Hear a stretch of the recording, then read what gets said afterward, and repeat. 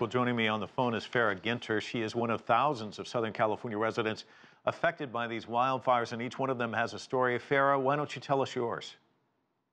Hi, Mike. So, yeah, we evacuated our house in Oak Park, California at about 7:45 Thursday night, and by about 11:30 p.m., most of the neighborhood was under flames. So describe for me, one of the things that I think people don't recognize if they don't live in Southern California is the speed of these Santa Ana winds and how these fires could just explode in no time. Give me an idea of how much time you had to gather your belongings and get out. You know, if it wasn't for some early tweets coming from VC Scanner and some of the Oak Park Unified School District, we wouldn't have known. We wouldn't have had time to pack and get out of our house in time. So I think the mass police came through the neighborhood about less than an hour before the neighborhood went up in flames. And our neighbor, in fact, he left too late and had to shelter in place. And he's the reason that I have a house today and that my neighbor also has a house today. So you say you have a house today, which means that undoubtedly you've had a chance to go back. Give us an idea of what the area looks like right now. There's about 8 houses that are just completely lost on our street. Many with lots of damage. My neighbor's house, I watched her house burn from my doorbell camera alive, which was absolutely devastating as a homeowner. And then we lost our internet feed, so we had no idea coming home if we were coming home to nothing or to a home. So lots of heroes have helped us and saved a lot of lives on our street.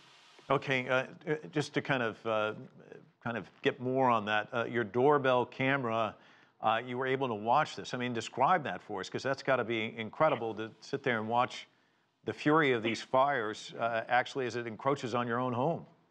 Yeah, I mean, I can't even describe the emotion you go through. Yeah, we watched the flames just blazing, and no one was there. We had a neighbor across the street who sheltered in place, and he came running outside, grabbed our water hose, and began spraying our neighbors' homes and putting out the fire. He came out 3 times that night to put out the flare-ups, and ultimately, when firemen arrived a little late to our neighborhood. I think our neighborhood was the first to get hit with the fire, and they came in and they were able to cut out the walls and whatnot to stop the rest of the fire from spreading from home to home. So we're very lucky. Our attic caught fire, our eaves caught fire, and we still have a standing home. So we are counting our blessings.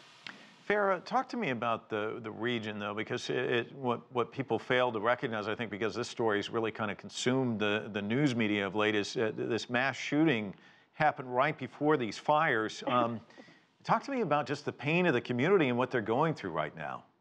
Yeah, the shootings happened that morning. So for us, I mean, I was up at 3 a.m. watching the news feeds live, and then by 7 p.m. that night, I was evacuating my home. So, I mean, it's absolutely devastating as a community, it's just devastating. What's it like to go back and see that your house is there, because you didn't know one way or the other? I mean, that must have been a very emotional moment for you as well. Yeah, very emotional. You have this sense of relief that, you have a home, but you look next door and I can see their living room from outside. So, it's this survivor guilt, I would say. I'm so grateful, but I feel so heartbroken for everyone around me. Lots of emotions there in Southern California. Farrah, thanks so much for talking to us.